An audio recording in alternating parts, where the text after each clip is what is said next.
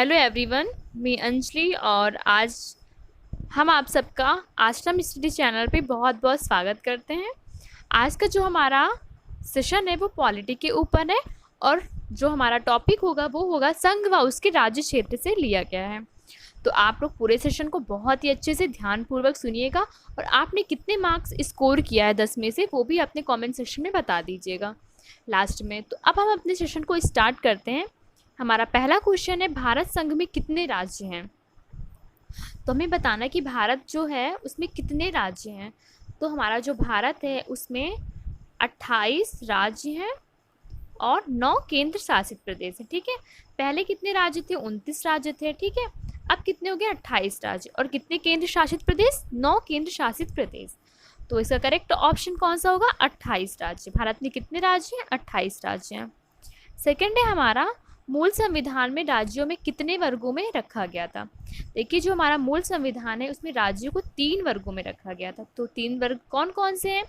पहला है राज्य क्षेत्र, ठीक है, फिर सेकंड है संघ राज्य क्षेत्र जिसे हम यूटी बोलते हैं, और तीसरा है अर्जित किए गए राज्य क्षेत्र। अब अर्जित किए गए राज्य क्षेत्र कौन कौन से हैं?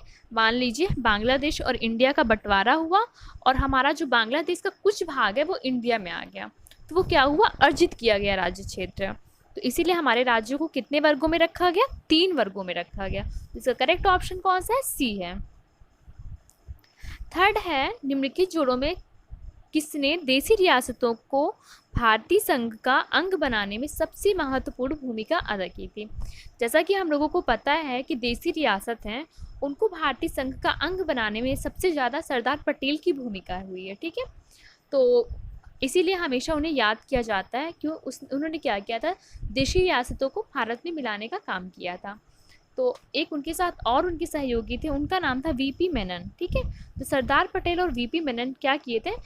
देशी रियासतों को भारतीय संघ का अंग बनाने में महत्वपूर्ण भूमिका अदा की थी। तो इसका correct option B, option B हो जाएगा। फोर्थ क्वेश्चन है हमारा, 500 से अधिक रजवाड़े देशी रियासतों के भारत में विलय के लिए कौन उत्तरदायी था?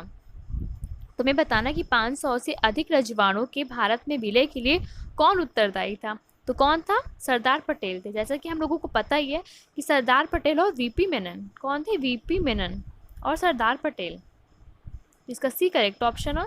फिफ्थ क्वेश्चन है, अन्य रजवाड़ों के भारत में विलय के बाद भी किन 3 राज्यों ने भारत में शामिल होना विलंबित किया? तो देखिए, जूनागढ़, हैदराबाद और जम्मू कश्मीर, ये तीनों क्या हैं? शामिल होने से क्या हुआ? मना कर रहे थे। ठीक है, तो लास्ट में तो जूनागढ़ और जम्मू कश्मीर मान जाते हैं लेकिन हैदराबाद नहीं मान रहा था। तो इसका करेक्ट ऑप्शन कौन सा होगा? बी। ठीक है, सारे तो मान गए थे लेकिन जूनागढ़, हैदराबाद और जम्मू कश्मीर जो है वो विलय के लिए नहीं मान रहे थे। तो इसका करेक्ट ऑप्शन कौन सा होगा? बी। सिक्स्थ क्वेश्चन है हमारा, निम्नलिखित में से किस राज्य का क्षेत्र घटाया और बढ़ाया जा सकता है? किसके द्वारा? तो देखिए, जो हमारा संसद है, ठीक है, संसद को ये अधिकार है कि किसी राज्य क्षेत्र को अपने राज्य में शामिल करना है कि 2 राज्यों को बंटवारा करना है। ये किसका काम है? संसद। देखिए, हमारा जो संघ व राज्य क्षेत्र है वो पार्ट 1 से रिलेटेड, ठीक है, भाग 1 से रिलेटेड है और अनुच्छेद 1 से लेकर 4 तक इसका जिक्र किया गया है। देखिए, अनुच्छेद 1 में क्या है?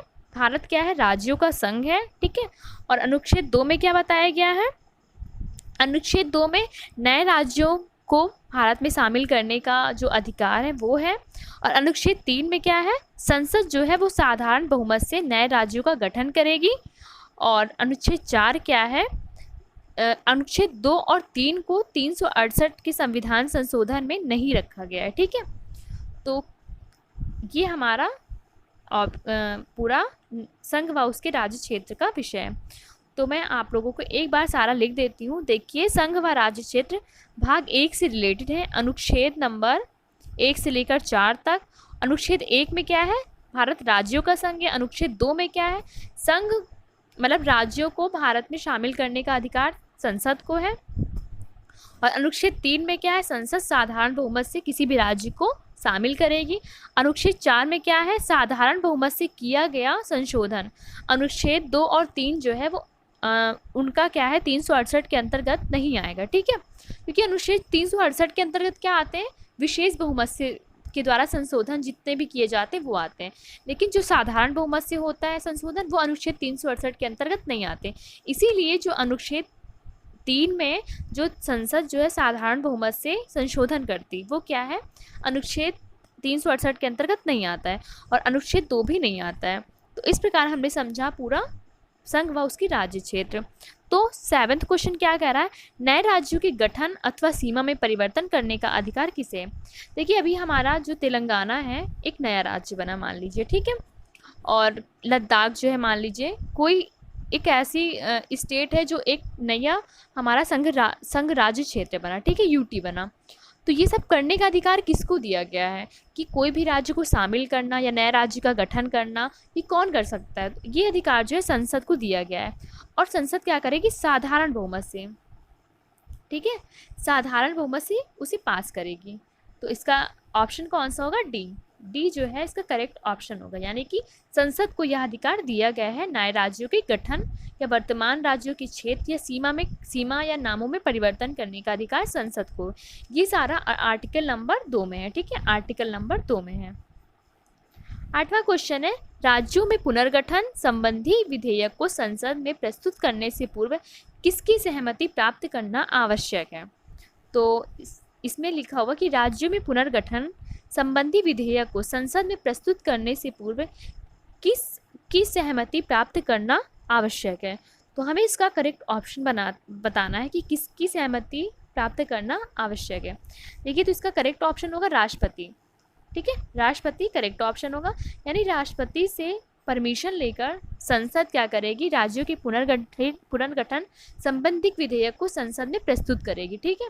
तो ये पहले सहमति किससे प्राप्त करती है, राष्ट्रपति से, उसके बाद ये साधारण बहुमत से पास करती है, ठीक है।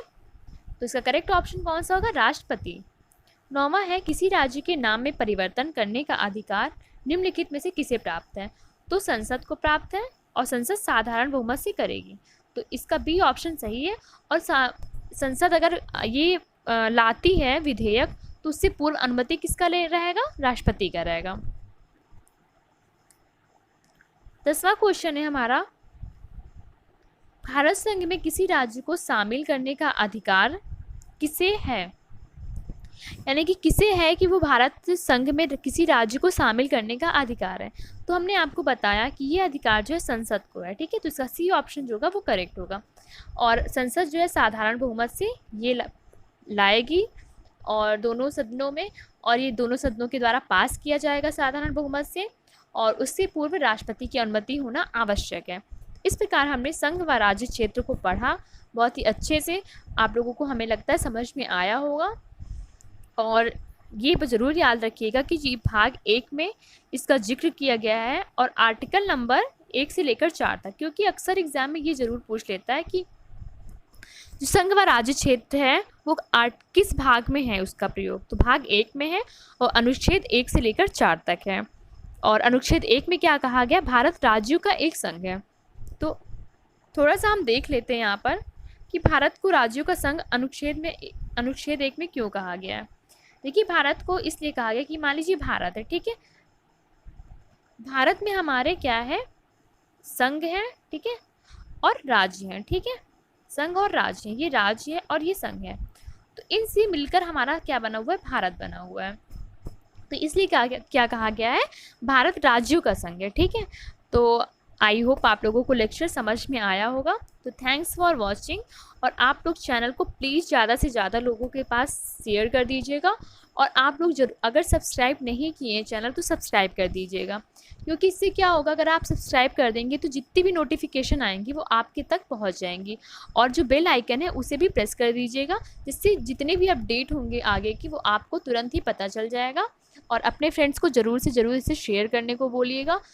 इससे क्या होगा कि जितने भी टेस्ट होंगे आगे, अभी हम लोग एनटीपीसी के लिए भी टेस्ट का आयोजन करने का सोच रहे हैं।